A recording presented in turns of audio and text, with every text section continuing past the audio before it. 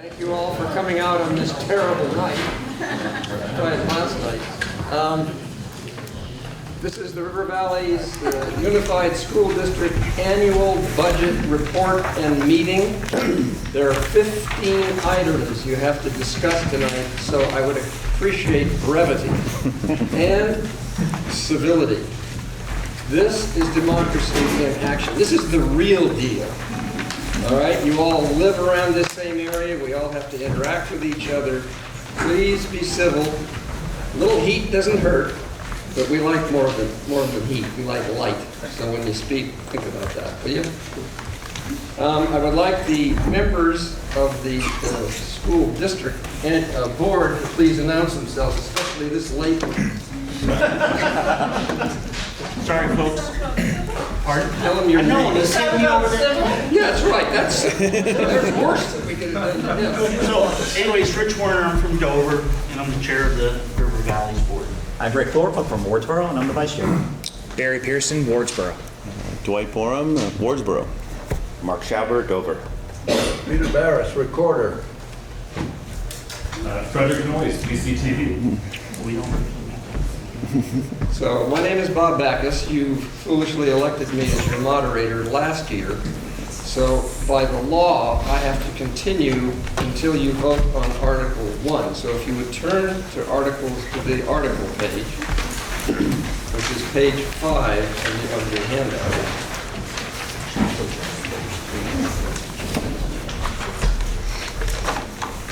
So if there are no objections, I will begin to move the article. Are there any objections, starting with Article 1? Hearing no objections, seeing none, Article 1 is in motion to elect a moderator to serve for the fiscal year July 1st, 2020 to June the 30th, 2021. B, to set a stipend of $200 per meeting for the moderator. That can be reduced by the moderator if they wish to make the contribution of that $200 back to the school district, which needs every penny it can get. So nominations are open for moderator. Yes, ma'am. I nominate Robert Backus. Robert Backus has been nominated. Name, please. How does he say? Sure, I'll do it again. Are there other nominations to come before this body? Hearing none and seeing none, all in favor of Bob Backus to serve as your moderator, signify by saying aye. Aye. Any opposed? The ayes seem to have it. The ayes have it. Backus is your moderator. Thank you, Bob. Well, thank you guys for doing it. It really is a privilege to do this. I mean, I look forward to this every year. It's what we should do. We should work together to make things better. Article 2, to elect a clerk to serve for the fiscal year July 1st, 2020 to June 30th, 2021, and to set a stipend of $2,400 for the clerk. Before we put this on the floor for you guys to nominate, would somebody from the board explain why the clerk gets $2,400? I can. So, when we put the district together, there was a lot of work. It took a lot of time and effort. And Andrew, we did go to both of our clerks, both the Wardsboro and the Dover clerk. And Andrew, unfortunately, I think drew the short straw. And it was a lot of work because there was a lot of questions, and we send stuff to the state, and he asks the Secretary of State questions, and he'll get 2 or 3 different answers. So what we did was we put aside $200 a month because we do rely on him a lot.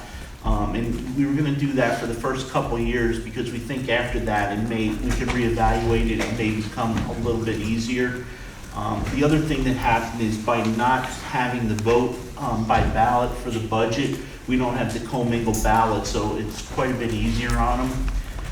So we agreed to this, and Andy was good with that. He would serve for us, and we can look at that again next year. But there's still quite a bit to do, and he's still been very helpful to us and very supportive. And we would recommend that you that you keep the stipend for at least a year.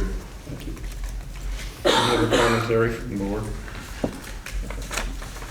To elect, this is Article 2, to elect a clerk to serve for the fiscal year July 2020 to June 30th, 21, and to set a stipend of $2,400 for the clerk. Nominations are now open. Yes, sir. State your name, please. Marco Tellini, Dover. I'd like to nominate Andrew McLean for clerk. Mr. McLean, how do you speak? If the folks here elect me, I'll serve for your clerk for next year. Thank you. Any other nominations? Seeing none, hearing none, I need a movement to say the nominations are closed. So moved. Say moved. Thank you. Now, with nominations being closed, all in favor of Andrew for our clerk for the next fiscal year? All in favor signify by saying aye. Aye. Any opposed? That's a nice Hearing none, seeing none. Andrew, thank you for serving. Article 3, to elect a treasurer to serve for the fiscal year July 1st, 2020 to June 30th, 2021, and to set a stipend of $2,400 for the treasurer.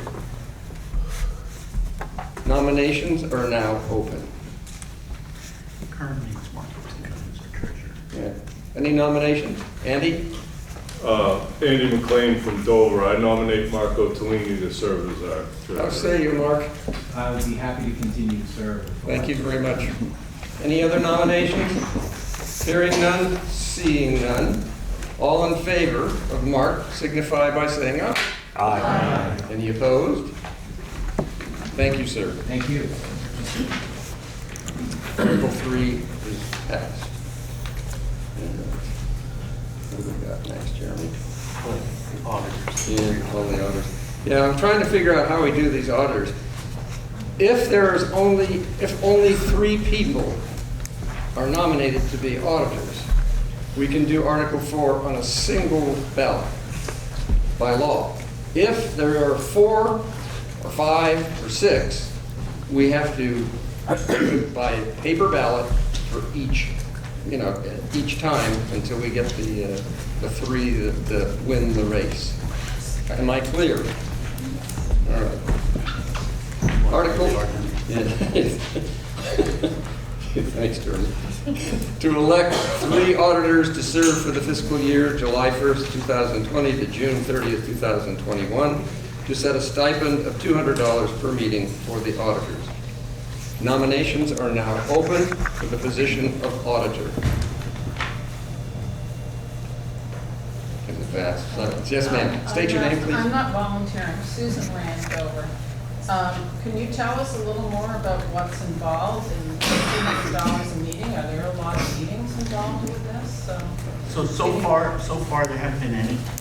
And the auditors now with the treasurer and we have an elected treasurer, we have a business manager and a business office, and a lot of it's kind of almost an antiquated position. We actually are looking into, do we actually really have to do it? It's kind of like the weigher of coal. We have to have a weigher of coal, but has anybody in the last 25 or 30 years asked to have their coal weighed? And kind of like the tree warden and fence viewers, there's like statutory positions. So our clerk is looking into whether or not we have to do that. We talked about it, maybe once or twice a year would be the worst case scenario for them to meet. But again, all the balancing of the books is done through the banks and through the treasurer and through the business office. So just to further ask a question, so I know with the town, you have auditors and they're pretty busy. Yes. So maybe this isn't as complicated, but there's a lot of money. So do you have to have a general audit once every 3 years or something by some other outside The force? school is required by the state, and a lot of our funds come from the state, to have an outside audit done annually. That's every year. So that's entirely separate from this? Yes. Yes. So what we have here is a bit of a residual tail. It really, you can elect not to nominate anyone, which will strengthen their request of the state that we can drop this off of the ballot. So, any further questions? All right. To elect 3 auditors to serve for the fiscal year July 1st, 2020 to June 30th, 2021, and to set a stipend of $200 per meeting for the auditors. Is there any further discussion you'd like to have? Yes, ma'am. So I would make a suggestion that we either pass over this or some other wording. Passing over is fine. That's perfectly. Any further? Yeah. Well, we can do it without passing over, actually. Yeah, you can do it without passing over. Yes? Do we have enough checks and balances? I know we have an annual audit and goes through the banks, but is there such thing as too many checks and balances, and is this not needed? Yeah, that's basically what it will happen. If you don't put anyone in this position, it'll come back to the board, who takes it to the state says, look, you're right, we don't need it, and then we're done with it. That will not be on your ballot next year in that case. And that's a very good question you asked. There are other methods of auditing that go on all year long through the superintendent's office, through many of the functions of the state education branch, and they do have a very formal and very rigorous one once a year. So there are quite a few audits. That's why most people feel that this could be well gotten. Yes, sir. Randy Capitan, being a current auditor of the district, I can tell you that we've done nothing. Thank you. I didn't want to put you in a bad position. What's the old saying? If I'm nominated, I will not run. If I'm elected, I will not serve. Yes. Any further discussion? Hearing no further discussion, is there a motion to pass over on this particular? Yes. All right. So Susan Randover, I'll make a motion that we pass over on Article 4. Okay. Second, Sarah Shippey. Thank you. All in favor, signify by saying aye. Aye. Any opposed? Hearing none, seeing none, there you are. Thank you. Thank you very much for helping us go through that. Article 5, shall the voters of the River Valley's Unified School District set the annual stipend for school directors at $2,000 and for the chair at $2,500? Would someone like to move it? So moved. Jeremy Thank you. Stroud from Wardsboro. Thank you, Jeremy. So it's been moved that we open up this particular item, which tells the voters of the River Valley Union School District to be sure when they set the stipend for school directors at $2,000, the chair for $2,500, that you got to earn your keep. This motion is now open. Second, Sarah Shippey. Thank you, Sarah. Any discussion? Hearing none and seeing none, I shall call the question. You already heard this question, but we'll do it again. Shall the voters of the River Valley's Unified School District set the annual stipend for school directors at $2,000 and the chair for $2,500? All in favor signify by saying aye. Aye. Any opposed? Thank you, and thank you all for serving. Article 6, shall the voters of River Valley Unified School District approve mileage reimbursement at the federal reimbursement rate for the month in which the mileage occurred? Would someone tell us what the mileage rate is, please, before we get going? 55 cents, correct, Michael? 57.5. 57.5. There was a rate. 7.5. 58. It went down. All right, Article 6, shall the voters of the River Valley Unified School District approve mileage reimbursement at the federal reimbursement rate for the month in which the mileage occurred? Any further discussion? Are you ready for the question? And since we've read it twice, we're going to ask you to please vote on Article 6. All in favor signify by saying aye. Aye. Any opposed? none, seeing none, Article 6 passes. Article 7, shall the voters of the River Valley's Unified School District authorize the school directors to withdraw money from the reserve fund to offset the homestead tax rate, but not more than $200,000. Would someone on the board like to comment on this before we put it out for discussion? Explain why this is in there. Basically, it's in there so that we can equalize the tax rate or not have it bump up too much. So we'll take $200,000 out of reserves, which we already have, which was collected in prior years, and we'll take some money out to try to level off the tax rate as much as we can.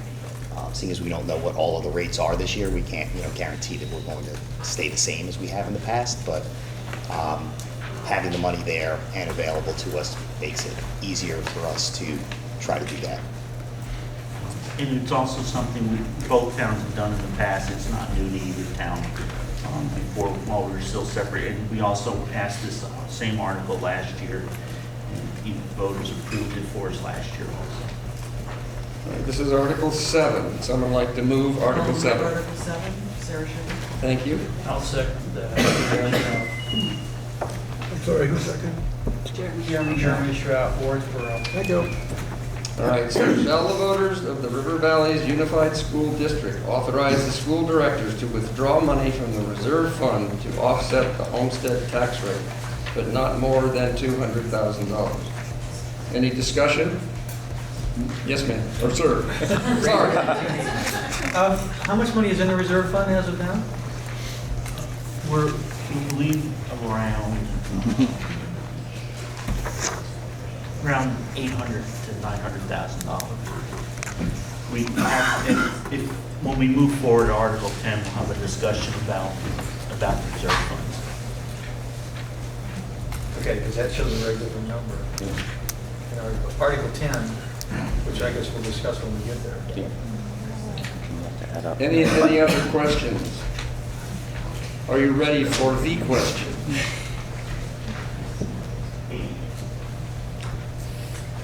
All right.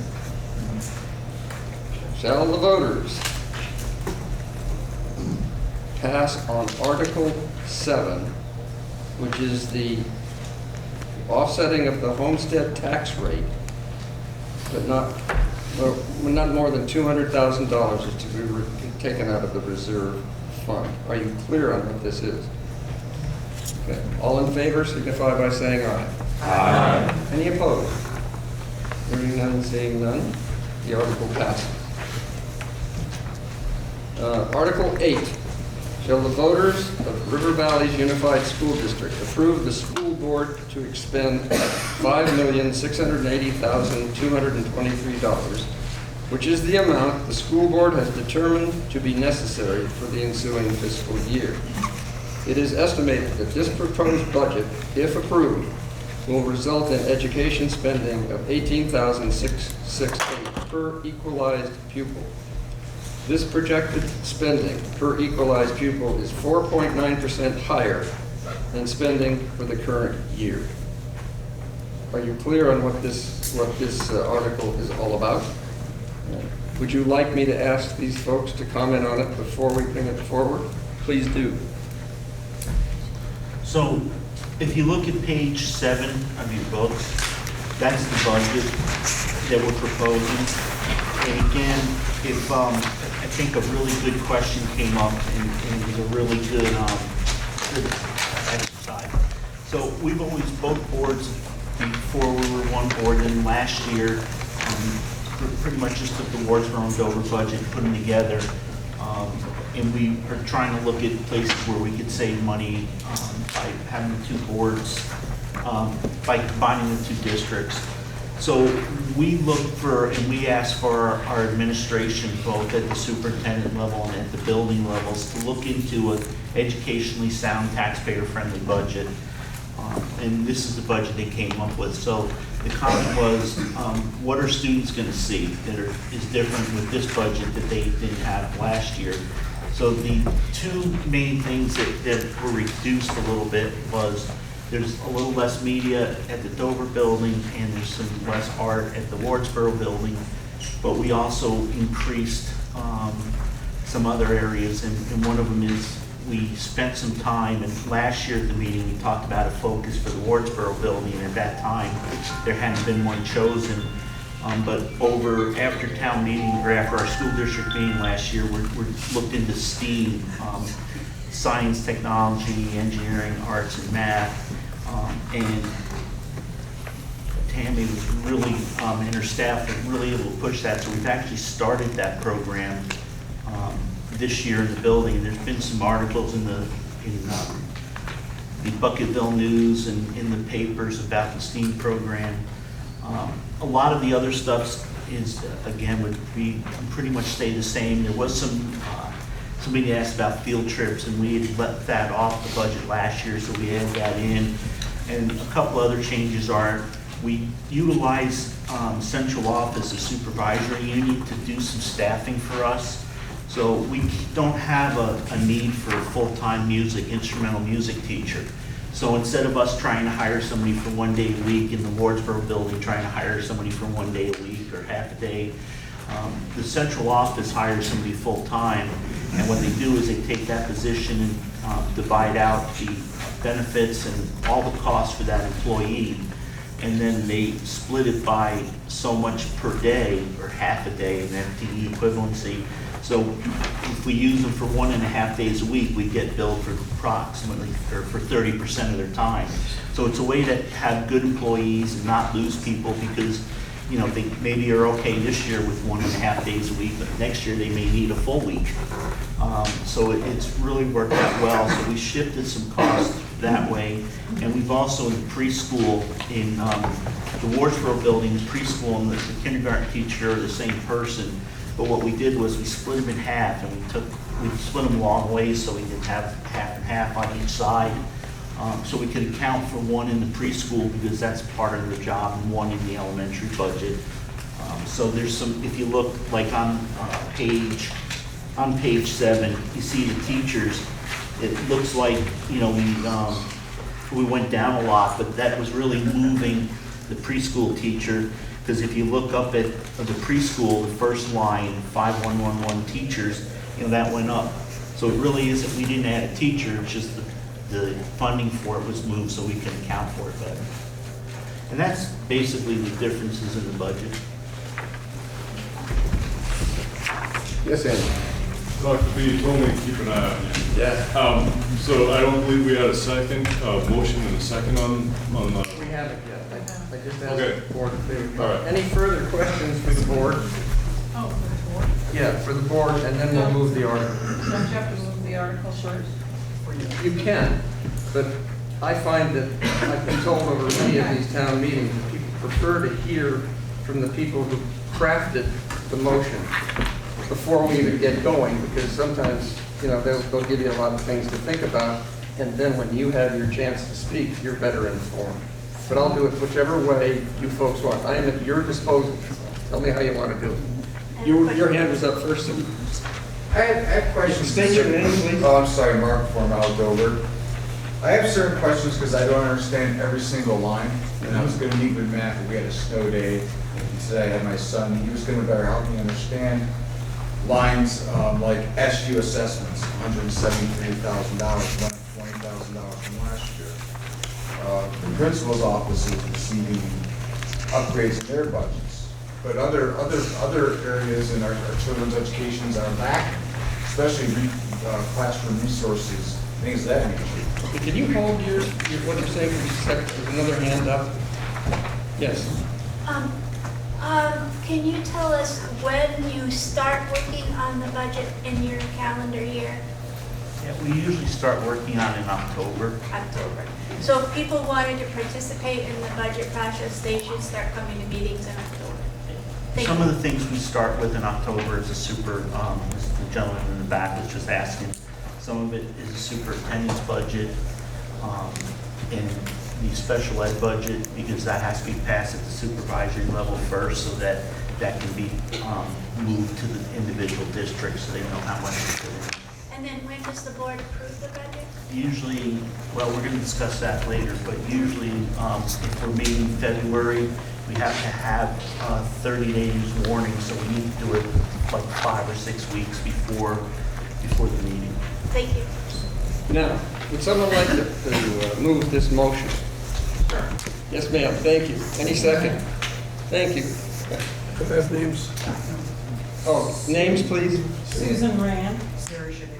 Thank you. Thank you both. Now, sir, you may continue. Okay, so I was curious, discussion. for physical education, we used to teach mostly outside. I know we have some trails up over and stuff, and we try to integrate the kids outside. In the winter time, it seems like physical education in most new schools are now taking place in the cafeteria. So when I look at SU assessments, I'm wondering what these assessments are and why they're twice as much as the total education budget combined. Which budget? Right here, total 1113 fiscal education, $63,000, $53,000 last year, went up to $60,000 this year. The next line underneath it is SU assessments, which more than doubles. So what are these assessments and why are they so costly? You're gonna have to give me the page. Yeah, Page 8. It's page 8. Page 8, under physical education. That's, that line, the 5593 is for special education. The dark line below it indicates everything above it. The totals. Those are your totals. So that SU assessment is for special education. So is that what is? So the SU assessments. Well, there's several. Now I'm confused. I see special education underneath physical education. There's Right, line because in that's a subtotal of that group of line items. In this one, it just happens to be one line item. As you see, they're all the same numbers. But it's the same number as special ed. Right, that's what I'm saying, so that 5593, so you have total 1113 physical education. That's a total of all the numbers above it. And then you have 5593 SU assessments, and those numbers there are your special education. So that's why under it says total special education. Those are the same numbers as the SU assessment. So that's the supervisory union assessment for special education. And costs went up this year, and there's a new way that this SU is charging the districts for special education. So the costs are being spread out a little bit more in an insurance type model. If you do what they ask you to do, then we're going to share those new costs, and these are the new costs that we're sharing. Further questions? Yeah. Yes, ma'am. So I do see throughout the budget, something called 5591. I'm just interpreting the letters purchase services from Public Vermont LEA. So that's what we call an agency fund item. So in music education, we hire a band person to teach musical instruments. And that's where I was talking about where the supervisory union person is hired, and then each administrator says, this is how much time we want, or we feel we need for that person in each building, and then we get billed. So right now, Are we paying 18,000 of Yes. 31,000? The line for teachers, 5111. No, so 5111 is an actual employee of the school district. That's our employee. And so we have a music teacher. We have a person that teaches, that does vocal music, Right. that we hire ourselves. And then we have a person that does band with the students, instrumental music, that we purchase that through the agency fund through the SU assessment. Okay. Plus, yeah. And, okay. Are there And then further questions? Yeah, I'm sorry, I didn't cut you That's off. the same thing, there's just various issues. Oh, sure. Not issues, but things I don't know what they are. So back on page 7, right at the top, under pre-K, there's a 5562 tuition to private LEAs. So under state law, Even if you offer a preschool program, there's universal preschool. Yeah. So even though we offer one, if families want to have their child go to a different preschool, we have to pay that. We don't have to do that for elementary school, for kindergarten through 6th grade, because we have a K through 6, but the law was a little different with preschool, so. So is there's a preschool in Dover, is there a preschool in Yes, there Wardsboro is. School, but a parent can send a child to a different pre-K? Yes, And is there like a state rate like Yes. there is for? $3,445. Okay, so, and that's what we pay, 3,000? Yes. So we're projecting 10 students that will be out in placement.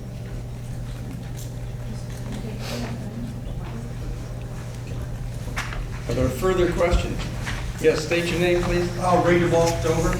I don't see on here, because I don't also have my glasses, what the cost of the STEM program is. I don't see it. Is it broken out in there? No, there's some professional development, so the STEM program doesn't really have a cost, other than there's some professional development and there's some additional equipment. So if you go to page, Steam. STEM. The stem cells for STEAM. Somebody help me. Are you, under instructional I believe we're staffing? page Yes. 8, bottom So of that's the on page. page 8, compared to the way School down. focused Yeah. So we have, bottom. Professional development. Teacher training. yeah, give me 1 second, folks, I'm sorry, this is a new budget for me too.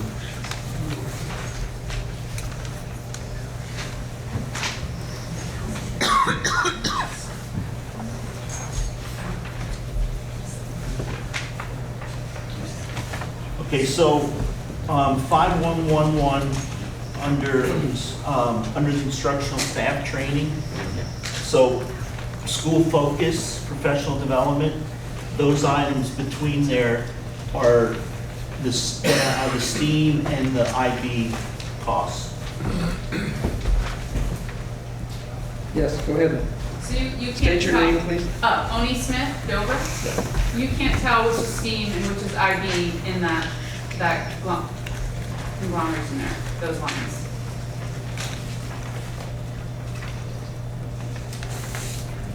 Yes, give me 1 second. So the 5111 teachers, In which section? I'm sorry. In school focus or in? yeah, in the school focus section, Okay. shows $3,000. No. 10,000. That's above that. That's 10,000. No, under, oh, I'm sorry, you're right, it's 10,000, that's for STEAM. And we had put in $30,000 originally, and then we changed it because we put in $30,000 for the whole program. So the 10,000 is teachers, the second line item, the 12,000, is IB coordinator stipends, the 14,960 is STEAM integrationist. Integrationist, I'm sorry. Very small, whoever had the glasses issue, I have it up here also. And then the FICAs is on the salaries. The next one, EMP training development for 10,000, that's IB professional development. The 4,000 below that, other professional services is STEAM training. The 1,500 is general supplies for STEAM. The 4,500 is the 3D printer for STEAM. And the dues and fees is for the IB license. Other questions? Yes, sir. Hi, Randy Capitani, Dover. Could you guys go through a little bit on the secondary school costs? You got some lump numbers in here on page 10. And I think, in past years, at least in Dover, we've had tuition rates, number of students going to secondary schools, public and private. Can you give us a little, and transportation costs, can you give us some numbers, some breakouts on those? if you have them available? Don't. No, we don't.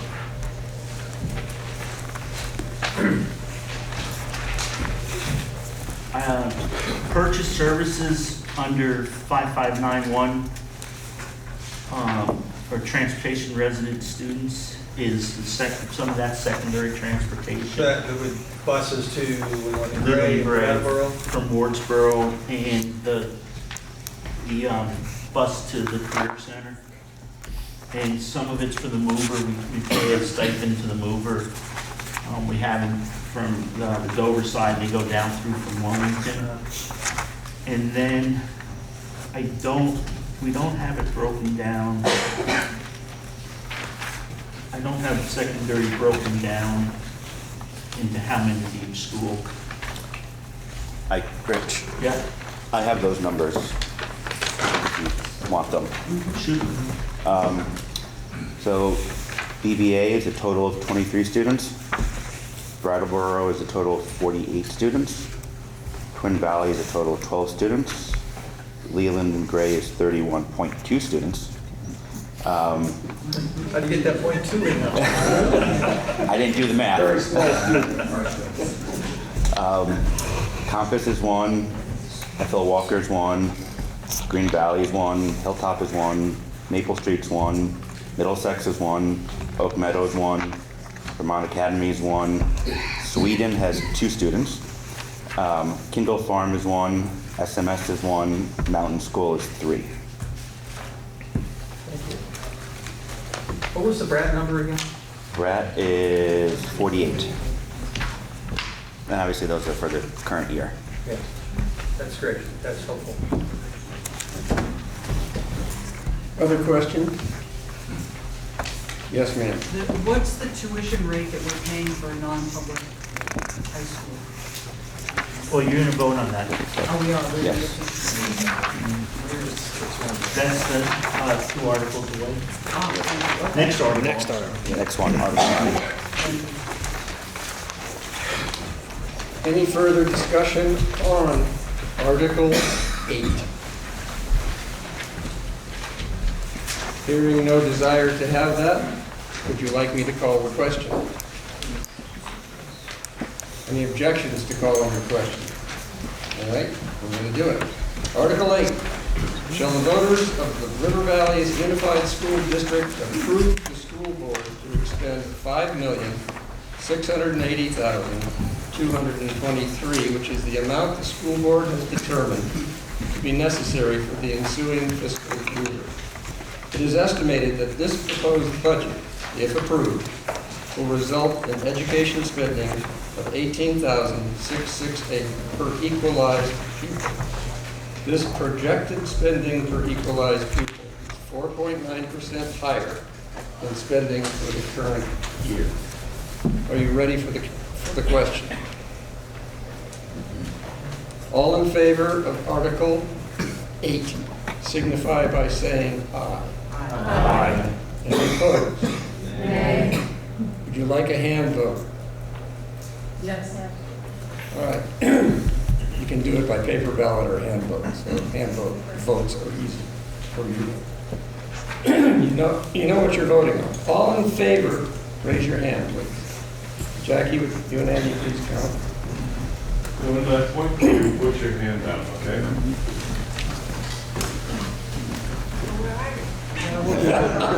He's hiding from you.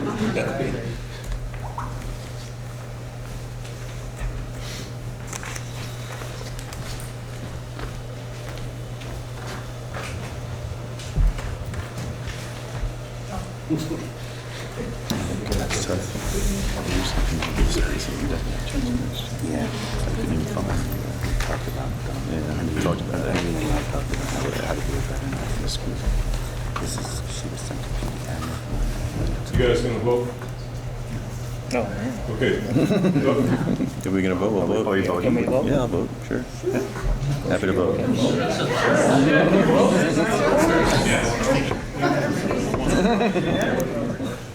34. 34 in favor. Opposed? Please raise your hand. And keep them up so that you can get Same deal.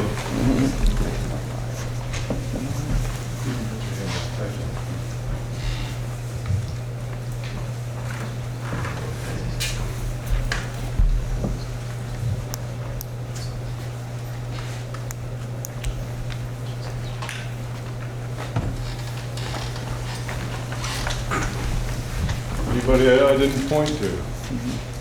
14 opposed. 14 opposed. The ayes seem to have it.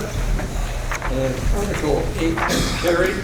Thank you for asking your questions and for being civil in your discourse. You're great. Keep it up. Article 9. Shall the voters of the River Valleys Unified School District set the annual tuition rate to approved independent schools at $17,900 for the 2020-21 school year? Would you folks let them know what an approved independent school would be? So this is commonly called the burn rate, and the state statute says that we have to pay, since we don't have a secondary school, we will pay whatever public high school's tuition rate is. So if you have, your child wants to go to the Essex High School and the tuition rate's $25,000 a year, we have to pay, we pay it, and that's required by state law. The state law also says that you may, if you don't have your own high school, like we're not part of a high school town like the Twin Valley or the West River District, then you can send your child to any approved private or independent school, and it's very simple. The approval is the AOE has a list of approved schools. If a school you want to send your child to isn't on that list, you can call them and they will look into the school and tell you whether they'll put it on the list. Agency of Education, used to be a department, now it's an agency.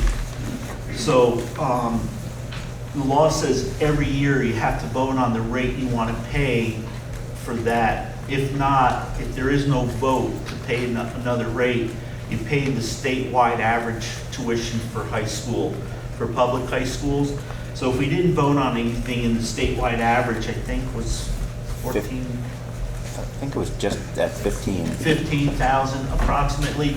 That's what we would pay no matter where you want your child to go if it was an approved independent or private school.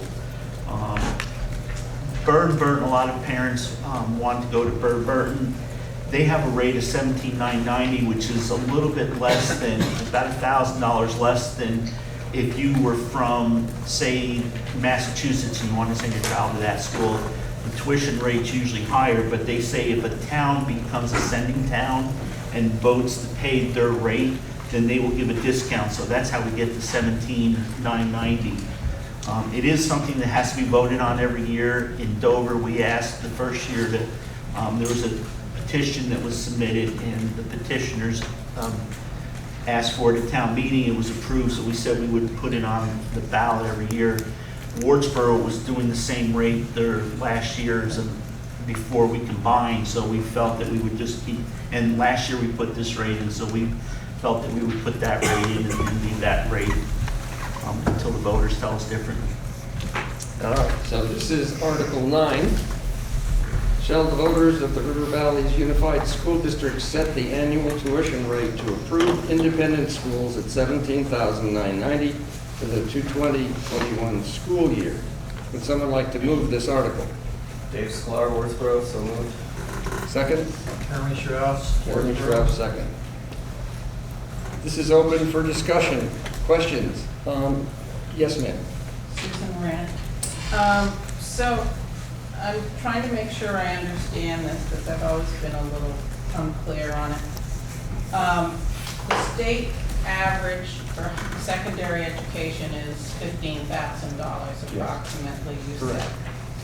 To send a child in this area to a high school varies between Burton at almost $18,000. Leyland and Gray is around 18,000 too. 17,900. Okay. And Wilmington and Brattleboro. So we would pay, or rather in this budget, taxpayers pay for any of the students to go to those schools at the rate they charge. Is that correct? The public high schools, whatever rate they charge, be it more or less than this number, we have to pay that. That's the law. Okay. And Burton is a private school. Correct. So we set a rate, so the voters set a rate for what you want to pay. Right. And if a parent wants to send a child to a private school that's not one of these schools, then they would have 17,990. Correct. Okay. Because I did have a child years ago that went to a private ski academy, and I was very happy for the amount that the town contributed, which was far less than what it cost to go to that school. But I was just happy for that. And I would suggest, since our taxes do keep going up related to school expenses, that we go with the state average. We consider going with the state average rate of $15,000. If a parent wants to send their child to a ski academy or some other school that is outside the area, like Northfield, Mount Herman, or whatever the school might be, and that would be one way for us to control our tax rates a little bit. And I know you're trying very hard to stay within the whatever it is, not to get into overspending. And this would provide some leeway for the children who are actually still here in elementary school and secondary school in the surrounding area. Thank you for your thoughtful remark. I'm going to hold you right there on that one and take the next question. Could I ask what the tuition at BUHS is? It's 14 and change. We didn't hear the question. Can you speak up? The tuition rate at Brattleboro Union High School. It's a little bit less than the statewide average of around 15. I don't remember the exact number. And then the tuition rate at Twin Valley? I think it's 17 something. Are there other questions? Yes, ma'am, state your name. Tennille Cutler, Wardsboro. So we know that those are like the four most common high schools: Brattleboro, BVA, Leland and Gray, Twin Valley.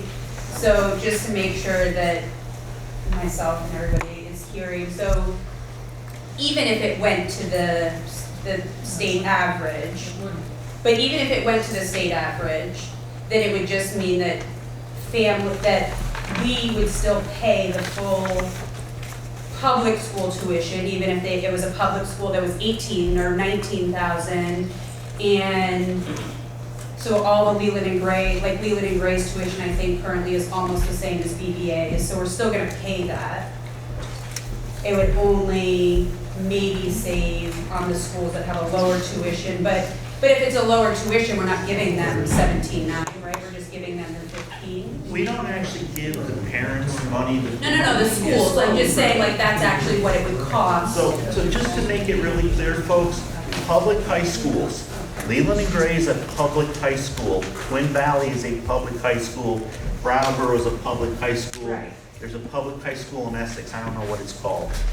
Those are all public high schools. You send your child there, we're going to pay whatever the tuition rate is. The school tells us we pay it. That's the law. We can't. You cannot change that as voters. Okay. We have to approve a rate for independent and private schools. Whatever you want to approve that rate at, you can. But if you don't approve any rate, or if you vote this article down, then we go to the statewide average tuition. So the statewide average tuition is around 15 and change. So if you want to send your child to a school that's 13, we're only going to send the school 13 on behalf of your child. If they go to a school like Northfield Mount Herman, which is $60,000 a year, we're not going to send you everybody else's part that wasn't used. You only are going to get whatever that statewide average tuition rate is, or another number that is voted annually by the electorate. So every year you have to decide what rate you want to have that be. And we always have recommended the Burton rate because both towns were at that rate, and in Dover it had been petitioned by a bunch of parents, a lot of parents, or enough parents to get it on the ballot, and there was a lot of discussion about it the first year. The voters overwhelmingly approved it, so we have always used that rate. Yes, sir. Randy Capitani. So I have a son who's in one of these independent schools right now. Honestly, he's a senior, he's going to graduate this year. So whatever you do isn't really going to affect me anymore down the road. But I think you have to be really careful with this question. Just Thank you, Mark, for the numbers. Doing a rough count on the numbers, you're looking at 30 or more families in this district that would be affected if you change that number from the 17,790 or whatever it is. Just for example, 23 students at Burton. Well, if you change that number and reduce it, that means somebody's going to have to make up the difference. And Burton will raise their rate because Dover won't be a sending town anymore. So instead of making a $2,000 difference, if I did my math correctly earlier, it would be a $4,000 difference. And now, you might be denying a family and a student a choice for the school they want to send their son or daughter to. River Valleys, there's no. Excuse me for just one moment. Laura, would you introduce yourself, please? Laura Sibilia, Dover. Sorry. And tell them what you do for a living right Yeah, now. I'm your state representative as well. That's why I'm late. Thank you. Are there further questions? Yes, way in the back there. One more comment is that I Your name, think that please? Lisa Mandino Dover. Thank you. Is that Burton, since we're a sending town, they accept your student automatically, but they do have an admission process. So if we are no longer a sending town and no longer paying the $17,990, our students may also have to qualify in order to be able to go to Burton. They may have to go through their full admissions process. I don't know what that is, but it's something else to think about if we're not approving the full rate. Thank you. Further questions? Did I say hand? I believe as a Your parent, name, my child, please? oh, sorry, Dawn Thanks, Dawn. Morgione. My child does go to Burton, and it's just an application, just like you would apply your child to a. It is currently. It is currently, yeah. So it's really, it's. She's saying that There's no, yeah. They would be different. then So you would have- Burton, this came up. Hold on. I just want to confirm, if we approve some rate less than 17,990, do we stop being a sending town? Okay, so by doing that, we automatically become a non-sending town, and then their rate becomes something closer to 18,900 or 19. Right. Now, ladies, between the two of you, have you worked it out down there? Or do you have another question? Feel free. Okay, thank you. Anyone else have questions? This has been a lively and a good discussion. Thank you. Yeah. So, Jeremy? Shall the voters of the River Valley Unified School District approve the school board to expend $5,680,000? Next one. Keep it in your toes. I'm trying to get him all excited. Just want me to say, remove the question. Well, I just tried to get him to move. All right, shall the voters of the River Valley Unified School District set the annual tuition rate to approved independent schools at $17,990 for the 2020-21 school year? Jeremy Schroff, I move that. Andrew Andino Dover in a second. All right. Any further discussion? Seeing none, hearing none, are you ready for the question? The silence, I suppose you are. All in favor of Article 9 as written, signify by saying aye. Aye. Opposed? The ayes appear to have it. The ayes have it. Article 9 passes. On to Article 10. We're still on page 5 of the manual. Shall the voters of the River Valley's Unified School District establish reserve funds as set forth by the school director and fund each account with the money in the current general reserve and special reserve funds from Wardsboro and Dover districts as follows. A, reserve fund $564,143. B, capital improvements. Number 1, buildings, $200,000. Number 2, transportation, $100,000. C, special revenue funds, $29,424,00. Would you like me to ask some of these folks to give you a little background on this before we move to this question? Go ahead. So currently, unaudited, we believe we have around $893,567 in reserves that came from both the Wardsboro district and the Dover district. Wardsboro had just a reserve fund, and Dover had actually had a transportation fund, a building equipment fund, and we had several funds that we had set up when we were at Dover. So by state law, with Act 46, all the money went into one big pot and was just put in a reserve. So what we're asking you folks to do is take that pot of money and to split it up into the reserve funds. And the reason we're asking that is just to have a lot of money in the account kind of draws the eyes of the state, because they kind of say, wow, they get a lot of money. Isn't that our money? Because we're the ones that give them their money to operate the school. So we feel that we're better protecting the money by having it set aside for specific projects. So we came up with the reserve fund of $564,143, and the reason that number's a little odd is we funded the other two first, the capital improvements for the building at $200,000, and that's for major improvements to the building. That's not to put a coat of paint on the building or to fix a window. That's if a roof goes, a septic system goes, a water system goes. The roofs, Dover, for some reason, built a flat roof in 1971 and enjoyed it so much we built another one in 1990-something. So when those roofs go, they're like a mirror. We've been told that they work until they don't work anymore, and they don't give you a lot of warning. And the roofs could be, to do both roofs, could be over $100,000. Dover's on a sewer system, but Wardsboro's on a septic, and we all know septic sometimes fail. There are heating issues in Wardsboro that we need to address.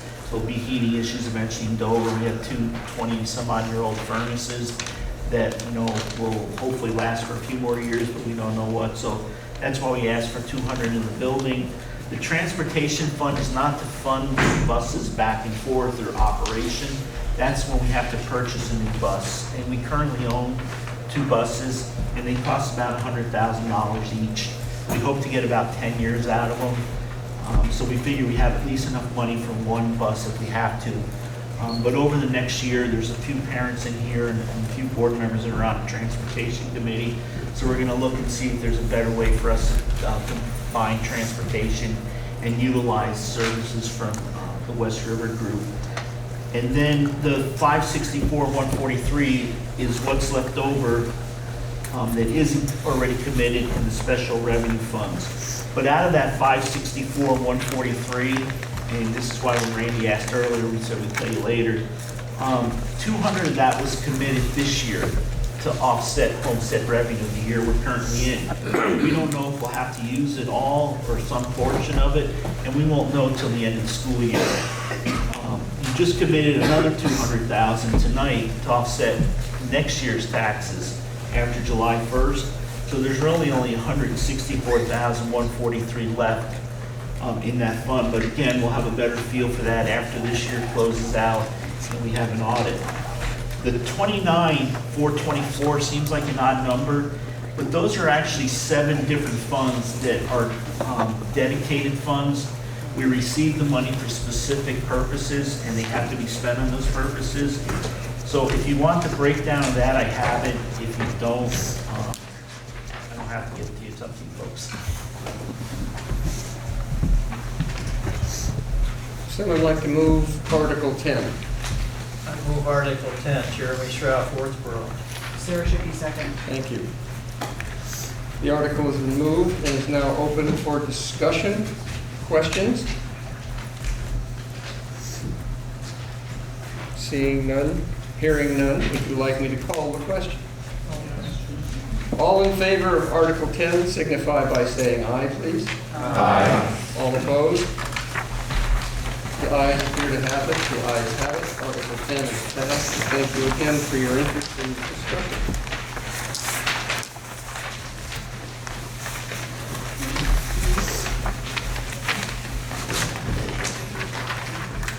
Article 11. Shall the voters of the River Valley Unified School District authorize moving the operational surplus, if any, from FY20 to the reserve fund? Would you guys like to have a little explanation of that? Kind of brief. Go ahead. So that's the same thing as we don't know where we're going to end the year, and especially with the school with no secondary school. If 10 students move out of that are in the high school age, you know, and talking about the $17,000 or so that we spend, that could be $170,000 that we don't expend. So instead of having that money be in limbo to the following year and giving you an exact number, we're just asking that any money that's left over at the end of the year after they do their audits just be moved into that reserve fund under the previous article we did under letter A. And we've been doing that in Dover for several years, and I think Wardsboro's done the same thing. So again, it's nothing new, and it just moves money in there, and then next year we'll decide how you want to deal with it. If you want to use it to offset taxes, if you want to leave it in there, if you want to move some of it to the other capital improvement funds. All right. Questions? No questions? Article 11. Shall the voters of the River Valley Unified School District authorize moving the operational surplus, if any, from FY20 to the reserve fund? Having seen and heard no questions, all in favor signify by saying aye. Aye. Any opposed? The ayes appear to have it. The ayes have it. We will move on to 12. And I would ask either Andy or Jackie or both to give us a little talk about why 12 is on the warning. Sure. So, shall we close? Okay. So, Richie, I think you put that one on there. Yeah, that's maybe one I'll that talk came- about 13. That's one that came from the board. And why we did that was when Anita asked a question earlier, why are we, when do we start doing budgets? Well, we start doing budgets October, November, and December. School starts in September, so we really don't know what's going on. The other thing that happens is there's a thing that happens every January in Montpelier. A bunch of people up there gather under this golden dome, and they make a bunch of rules and laws, and they determine how much money we're going to get to run our education system. So right now, we can give you a guess at what we think the tax rate's going to be, but we have no clue because the yield hasn't been set, the equalized pupils can change. There's all sorts of different things that can change. And usually we don't get health insurance. We don't know that till sometime into the middle of January. Schools, we asked, Randy or somebody asked about how much tuition was at the high schools. When we put the budget together, we don't know that because they haven't set their rates yet, because they haven't built their budgets, and they set their rates by they take their budget and figure out how much it costs per pupil and give us a number. So what we're asking for is to move the meeting to April so that we would actually be preparing the budget sometime in March, beginning of March, end of February. Well, even though the legislature isn't out, there's usually a pretty good feel, or we got an idea where they're heading with it. And Laura's going to talk about some changes she hopes to have made in education funding that could have a huge impact on this year's tax rates. So that's why we're asking. There is some precedence to this. And those of you that are old from Dover, older, I won't say old, remember that when Act 60 first came out, we would postpone voting on the education budget until we would present a budget, just kind of review it, tell everybody what we were thinking in structure, and then we would ask that we would postpone indefinitely a vote. We actually waited till the legislature got out before we would present the budget, and that way we could give you real numbers. And the other thing it did was it helped starve out Act 1668, because the state didn't know how much we were sending to the sharp pool at the time, or the sharing pool, if you were politically correct. So there is some precedence to this, and we think it would be a really good idea, and we would ask that you, as voters, allow us to do this. And we went to April because there were some concerns. If you vote by ballot, we don't know, if you vote yes or no, we don't know why you voted yes or no on the budget. And if a lot of people voted no, and the budget got turned down by a ballot vote, we would have to start all over again. We would have another 30-day warning period. If we have to submit a budget to the state by May 30th. If not, they use a percentage of our previous year's budget. But by voting it from the floor, we can have a discussion, and budgets can be amended. And usually, more budgets pass when you have a floor vote or a voice discussion. because maybe people voted the budget down because there wasn't enough money in it. There was something special they wanted to see. So we weren't that concerned about about having the possibility of the budget being turned down because we get to discuss it. So we would ask that you pass this article in the affirmative. Yes. May I have permission to give the chair a note? Sure, it's not a nasty note. Really. No.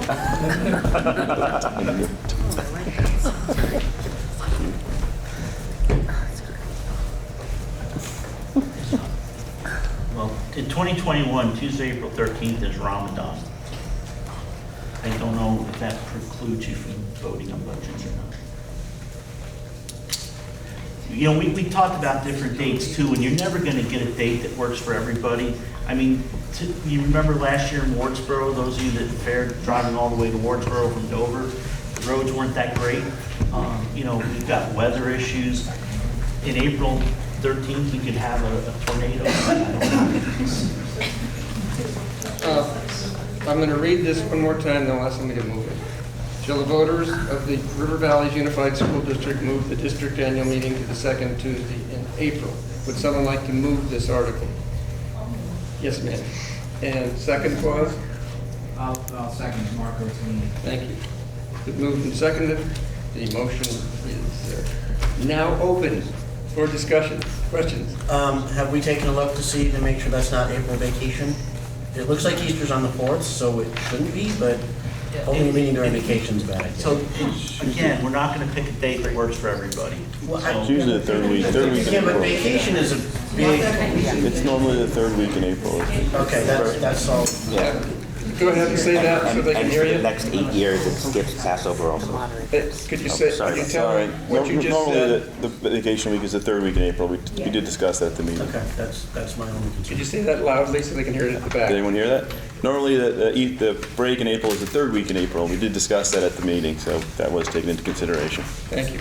Yes, ma'am, your name, Along those please? lines, it is April vacations for Burton Academy, for Mountain School, Lynn Hall, and possibly some of the private schools. They do the second week in April.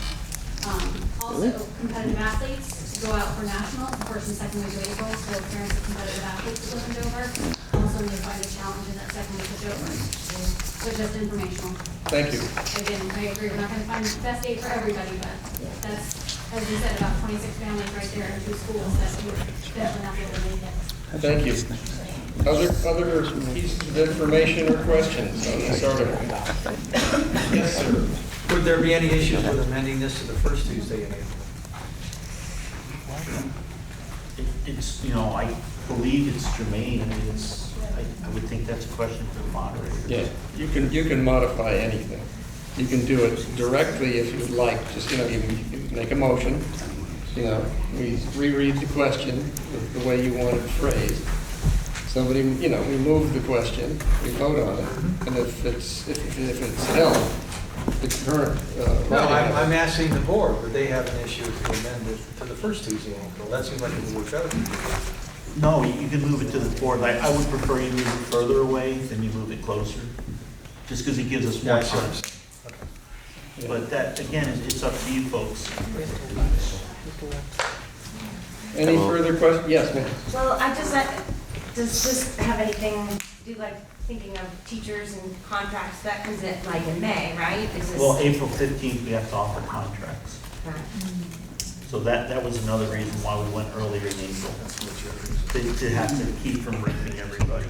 If we don't offer contract by April 15th, we have to send a reduction in force notice, and then we would issue a contract after we approve the budget.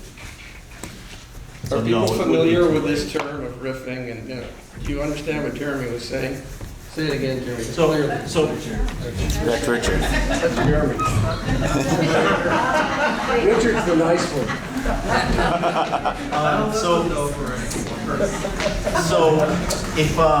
So those of you that aren't familiar, when we're required to offer teacher contracts by April 15th. Again, it's a state law. They have to be returned by May 15th. If we don't have an approved budget, we can't offer a contract. Because if you folks decide that you want to reduce the budget in half and we wind up having to lay people off, it's taking that ability away from us.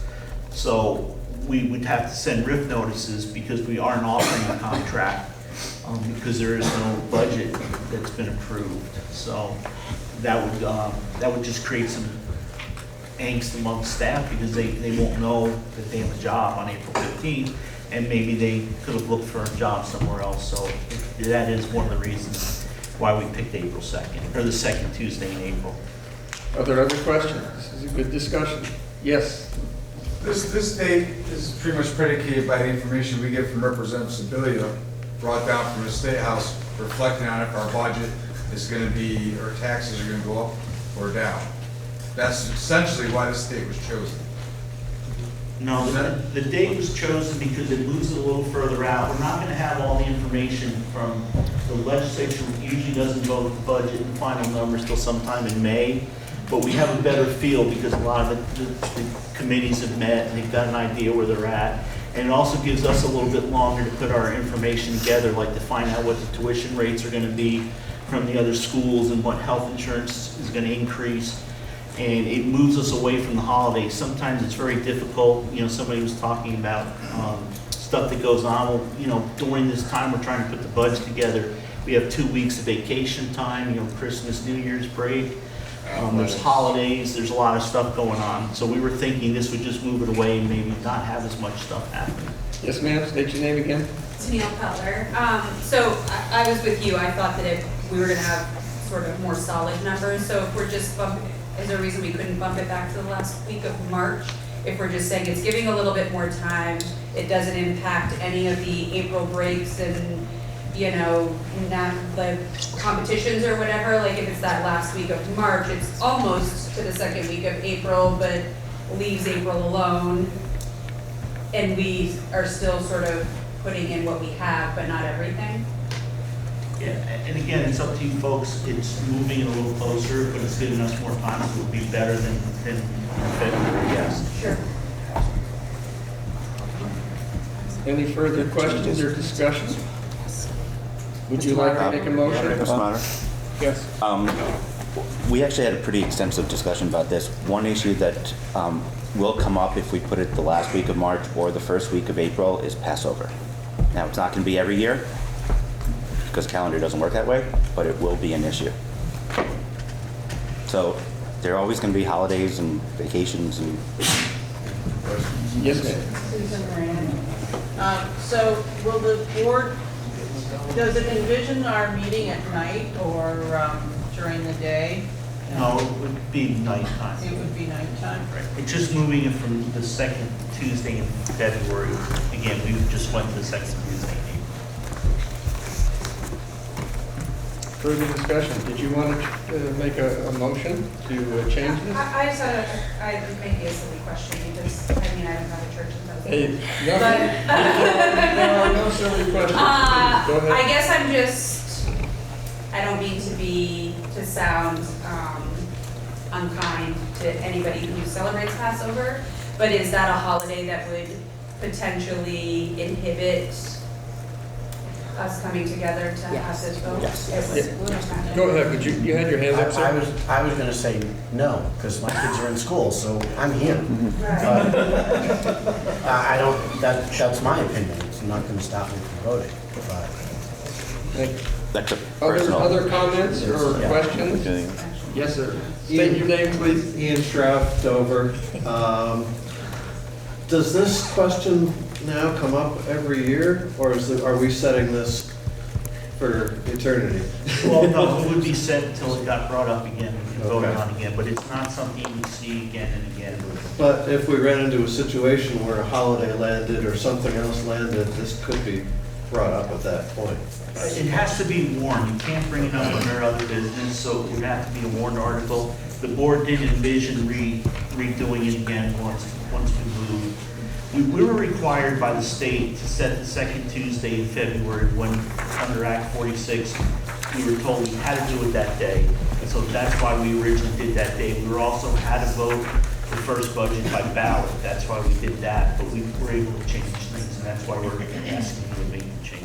Incidentally, just so you know, many other states in the United States have equal problems with this particular issue, with the state not being able to give the data to the various boards, no matter what it is, corrections, school, and then they try and craft a budget. The budget doesn't work. So that's kind of what they were struggling with. Any further comments? Yes, right here, Andy, and I'll do you next after Andy.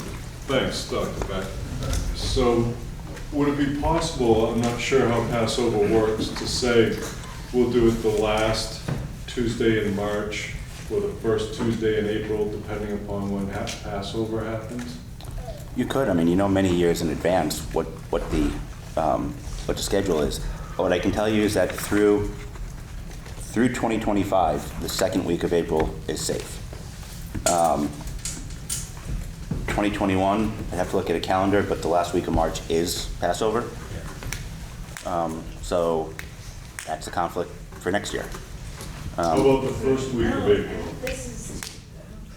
First week of April would be okay in 2021, not in 2023.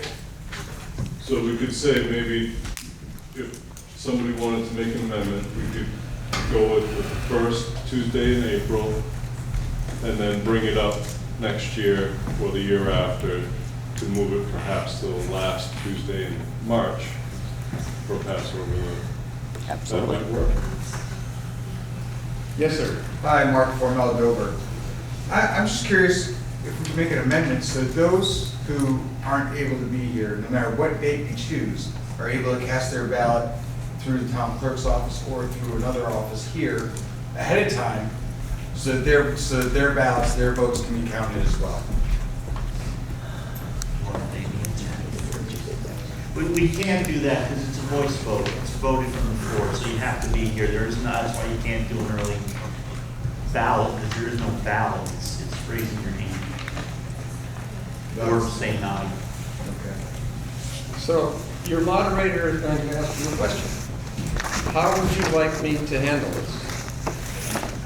Would you like me to get somebody to make a motion to change what we have here, or would you like to go with what you have here and bring your questions next year to the board before they write this document, which is the warning? That's another option. Yes, sir. Can we change the voting system? So that it's not just the voice ballot? So No, we did that last year. We went from ballot to voice. No, I'm sorry, Cora, go ahead. Begging the chair's pardon. You can change the voting system, but it would have to be on the warning, right? I think you would, and we did that last year. So yes, you can, but there's a process for it. Remember that if you are interested, just a sideline for a second, if you'll allow me. If you have interest in working on this document, the warning for the school, if you go to your school board, months ahead of time and say, I'm really interested in seeing this change, they will work with you to put that into the warning. As a citizen, you can put anything in the warning. Yeah, well, it has to be petitioned, but I mean, if you're interested enough to want to change, obviously you would go get the petition, get it signed, and then get it to them. So that is a mechanism. Yes, you, sir, in the back. Can I make a motion? You certainly may. Can I make a motion to move the River Valleys Unified School District annual meeting to the last Tuesday in March? All right. Seconded, Don. Yes? Done. Thank you. Go ahead, your names again, please. Could you tell your name? Tom Oakley from Dover. In the second. Don Kelch from Wardsboro. So this is an amendment to Article 12. All right? So we work it the same way as anything else. So it's been moved that we take a look at the last Tuesday in March to replace what we have here. All right? Everybody clear about that? All right. So it's been moved and seconded. So it's now open for discussion. Yes, ma'am. So is that last Tuesday in March next year Passover? Yes, it is. Yeah. So I would not be in favor of that. I think we should select a date that's not a religious holiday where people need to be at home having their meal with their family. Thank you for your comment. Celebrating Other comments? Yes, Does it have to be a Tuesday? state your name. I'm sorry, Dave Sklar from Northborough. Does it have to be a Tuesday? Maybe a Wednesday or a Thursday? I don't see why not. Jeremy? I can speak to that because in Wardsboro, we moved ours to a Monday, and we did it each year to see how it went. So you can do things like that, I'm sure. Yes, sir. Excuse my ignorance, Passover one day? No, 7, 8, sorry. it's 8 days, 8 days. Well, It's 8. yeah. The question was, how long is Passover? It's 8 days. Like 2 days. No, So just something else. That's also 8. Oh, I didn't know, sorry. All right, other questions here, please? Folks, other questions or comments? I guess my concern was, I thought Passover was the night of the Seder. That's very important to me. Good. Maybe I'm wrong. I'm sorry, go ahead, sir. So the first 2 nights of Passover are Seders, but the holiday itself is 8 days. Sure, it's 8. I'm sorry. Yes, sir. Titlebomb, Woodsboro. Yeah. Should the board have the opportunity to vote on the article as written before amending? Generally, you try and amend it. If someone on the floor wants to amend the article, it is their right to have it amended. Now you can vote it up or you can vote it down. Yes, back in the way in the back there. Listen, Andy, I'm gonna make an amendment. Yep. No. We have an amendment already made. I'd like to deal with that.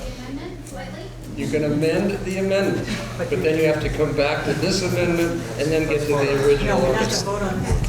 Vote on this day, shall the voters of the Valley and the district move the annual meeting to the first Tuesday in April for 2021, and then going forward to the last Tuesday of March.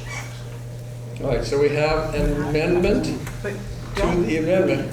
Yeah.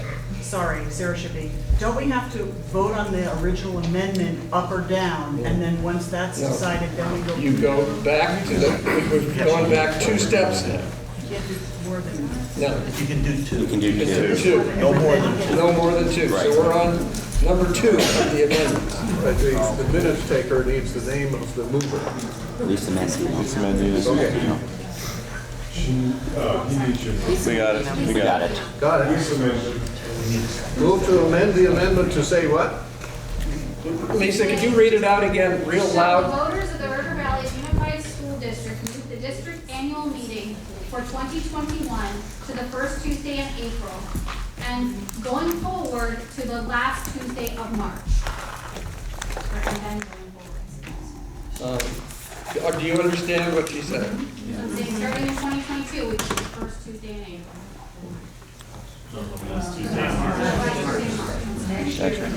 First Tuesday in April and thereafter to the last Tuesday in March. Perfect.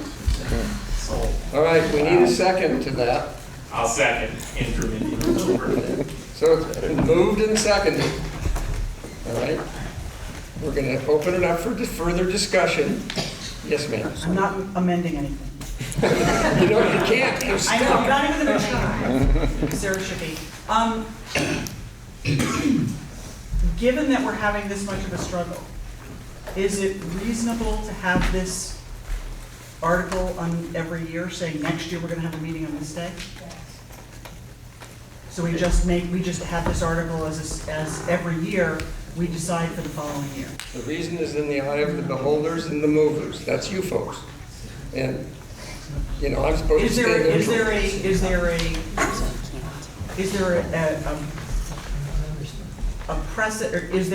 there a reason legally why we couldn't do it that way? So there's no reason legally, but we don't live in a vacuum either. So part of our budget is designed by our administrators with help from the central office and the business manager.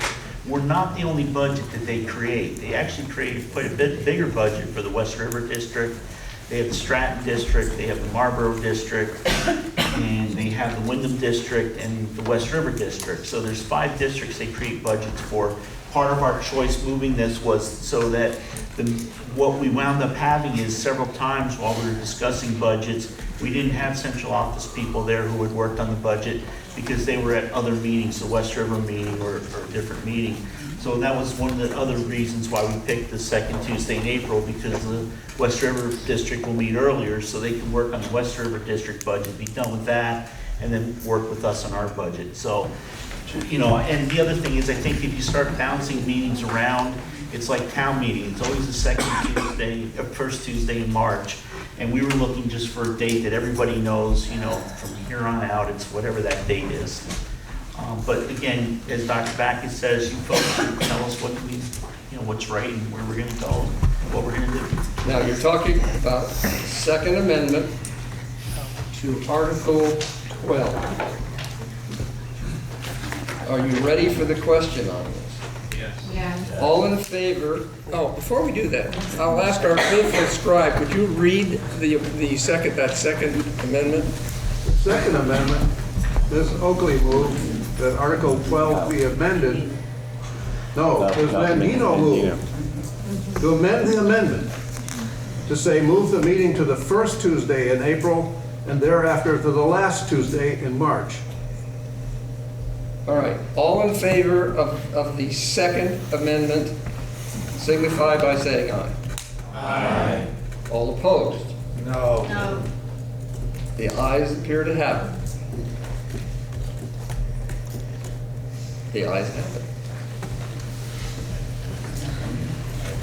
So, if you're asking what happens with the other two, since you approved this one, sign it aye, it's done. No, that becomes me. Yeah. Because what I'm saying is, it's done, that part's done. Now you gotta move on to the next article closest to the amendment. I mean, to the article. Would you mind reading out that one, sir? Now, this would be the original motion. No, First Amendment. The original amendment. Mr. Oakley moved that Article 12 be amended to move the meeting to the last Tuesday in March. Is that clear? But that's been amended. But that's been amended. So that's not a motion anymore. You have to clear these off and get back to the original motion. But doesn't this become the original motion? It will become, but you also need to do something with that hanging chat thing. So we need to vote no, basically, in order to get the very last amendment. Yes. Again, you've got to. So, my understanding, and correct me if I'm wrong, is that the amendment to the amendment passed. Yes. And so now we need to vote on the First Amendment as amended. Correct. Okay, and so the First Amendment as amended would read that our annual meeting next year will be on the first Tuesday in April and thereafter the last Tuesday in March. So this vote gives us an opportunity to discuss that again. It feels like the same motion, the same question. Thanks. Are you guys clear? Yes. And since it's already been seconded, how about a vote on the First Amendment to the article? As amended. As amended. As amended, yes. As Andy just said. Are you ready for the question? Oh, yeah. All in favor, signify by saying aye. Aye. All opposed? No. All right, equal numbers pretty much, Andy. Okay. All right, raise your hand if you're for the First Amendment. As amended. As amended. As amended. That's the first one. So The original amendment. the question before you, okay, is if you are going to amend Article 12 to read as follows, that the annual meeting will be the first Tuesday in April next year, and thereafter, the last Tuesday in March. Okay? Okay. So all in favor, I want you to raise your hands and put them down when I point to you. All in favor?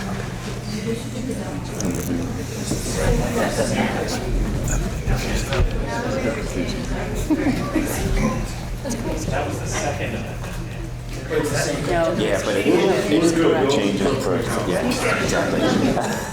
And then conversions and changes the original. Yes, we do one more time.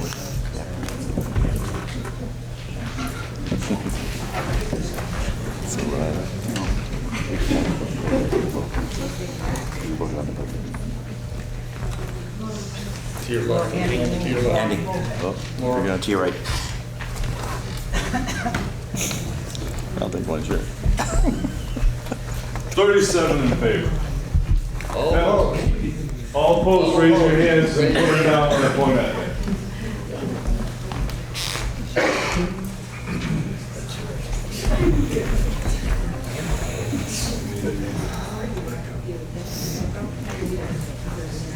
3 opposed. Ayes appear to have it. Now we move on to the actual article again, which is Article 12. Now the same vote. Shall the voters of the River Valley's Unified School District move the annual meeting to, Andy? The first Tuesday in April, and thereafter, the last Tuesday in March. Are you clear? Are you ready for the vote? All in favor signify by saying aye. Aye. Any opposed? The ayes appear to have it. It passes. Very nicely amended, Devin. You should be proud of yourself. Well done. You guys are wonderful. Thanks, Andy. All right, and moving on to Article 13, which says any other business that may legally be addressed.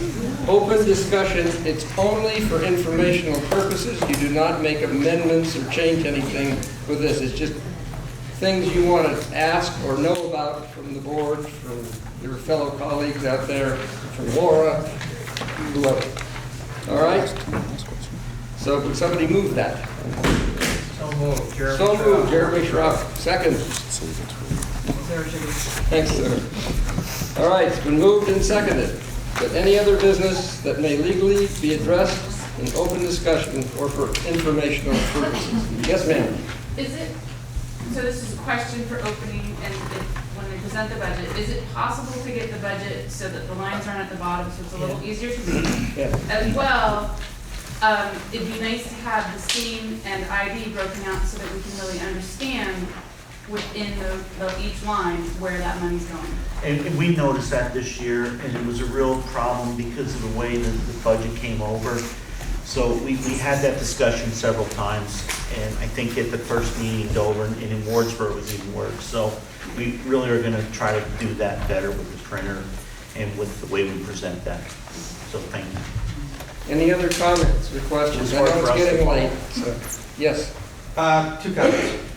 To echo that, maybe you could include in the budget the revenue side, so we can see where the. It is. The top line, yes. but Yeah, it's broken top out. section. Not broken out. Broken out? No.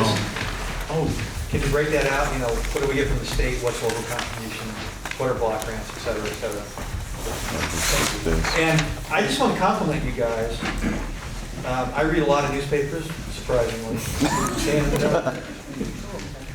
You guys, from what I've seen and heard, have really done a great job in the last year working together for the betterment of the district as a whole. And I think there's a lot of districts around the state, locally and other parts of the state that aren't doing that. So I'll just give you guys a big round.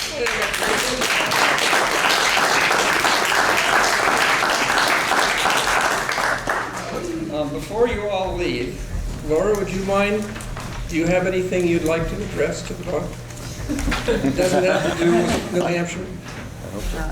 So, I don't know how much time people want to hear from me. I mean, we have a pretty big issue right now with the waiting study. I'm assuming a lot of folks have read that. I will give you the shortcut version, and if folks want to ask any questions, I'm happy to go into it. We've been saying here since Act 60 that we don't think that this system has actually gone all the way in terms of being fair.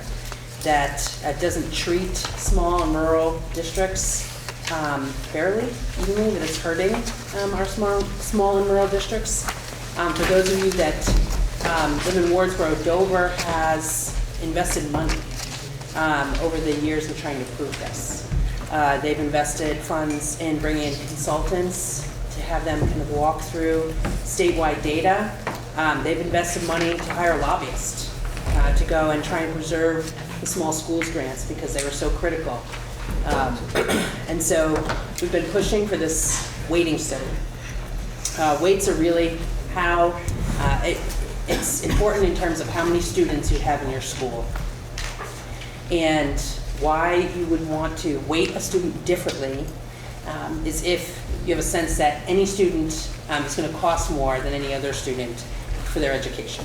So for instance, it does not cost the same to educate a pre-K student as it does a special needs high school student. It costs more to educate a special needs high school student.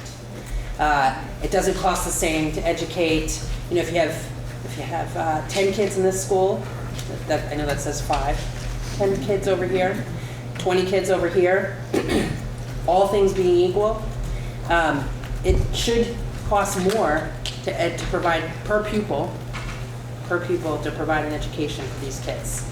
And that's not how our laws currently are. It says it should cost the same per pupil to educate these kids, which means rural kids, poor kids, English language learner kids, there have not been enough resources. And all of our taxpayers have been paying for over here, where we're accessing more dollars than these kids, all of our taxpayers have been paying for this. So we've been pushing and pushing. There was a weighting study that was done that has really laid this out. It was well done, looked at the entire country and data on what all of, really many different states, how many different states treat different types of students and funding for different types of students, and it made some recommendations. And the recommendations were to look at adding more weight for students in rural districts, look at adding more weight for poor students and English language learners. And what that means is access to more resources for rural students, poor students, English language learners. And what it should mean, the projections that were done for all of the districts in the state, it should mean that some districts will have access to more resources and some will feel some pressure to reduce their resources. And by and large, those are large, wealthy districts that would feel pressure to kind of push down. So we're hoping this year to get some movement on this. When you have any kind of proposal that comes forward that anybody's taxes are going to be increased, there's a lot of resistance. I certainly would be resistant, you know, if we were looking at 40-cent increases here, which some large wealthy districts in the state of Vermont are looking at that. But there's a justice issue as well. And I think there's also a constitutional issue. Act 60 required us to provide substantially equal education. And this study has basically said we're not doing that. We haven't been doing it for 20 years. Richard, is there anything else that's really important that I should say? Writing to our senator. So we've been, right now, we're trying to get motion in the Senate on this. And we've been told by House committees that if this is to move, it will move out of the Senate first. Just very quickly, bills have to go, they have to pass the House and the Senate, and the governor has to agree to them in order for them to move forward. So right now, the Senate Education, they are looking at this and whether or not they're willing to move something forward. Then it would come to the House. The House is a little more hesitant, and you know, we're not sure where the governor is. But the Secretary of Education has said, you know, it's clear that there's an inequity and there's no justification for waiving. So if folks want to be helpful, I would encourage you to read the study and reach out to our senators. So in Dover and Wardsboro, that's Senator Ballant and Senator White. The Windham County delegation is well briefed on the whole issue. Most of Wyndham County has been penalized under the system, including Brattleboro. But there are only 2 senators. So it's really helpful for your senators and your representatives to hear from you personal stories about how you've been impacted by this, or how your district, or how they can be helpful. Thank you very much. Good. Yeah, and just real quick, Wyndham Central, the supervisory union, met last night. We had the same discussion, and we're sending a letter to the state, to all the senators that did House Ed, Senate Ed, and the Finance Committee, asking for us to be able to go up and testify. And if any of you would go up and testify, it would be really huge, or write letters. It's very interesting. We've never testified up there. But if you have points you'd like to make, it'd be really good, because the more letters really do make a difference up in Montpelier, because they don't think we're watching what they're doing. And sometimes they like to see that. So we're doing it as both the school board and as a supervisory union, and ask that you all do it also. It really helps. Yes, ma'am. Will those letters be posted anywhere for us to read? Yeah, the supervisory union letter is going to be on the website, and we're going to release it to the press also when we get done with it. Thank you. I'm just going to tell you about Article 14. As you notice, will be voted by Australian ballot at the town meeting in Dover and from the floor at town meeting in Wardsboro. All right? It is not going to happen here tonight. That Article 14 is there to remind you that you will be selecting your school directors for Dover and Wardsboro at that time. Which takes us to Article 15. But before we finish with Article 15, I've spent a fair portion of my life living in countries less advantaged than our own, and I've seen some horrible things. And it's mostly due to people not having the liberty, the freedom, and the opportunity to do what you did tonight. You are in a democratic republic that is actually functioning as it should. And I am tremendously proud of every single person here for their questions, for their answers, and for their patience to sit here until 20 minutes of 9. Article 15, would somebody please move this? It is, shall the voters adjourn and reconvene at Dover and Wardsboro for election of officers on town meeting day? So moved. Second. Do we need any discussion? We do not. All in favor signify by saying aye, and yay for you. Aye.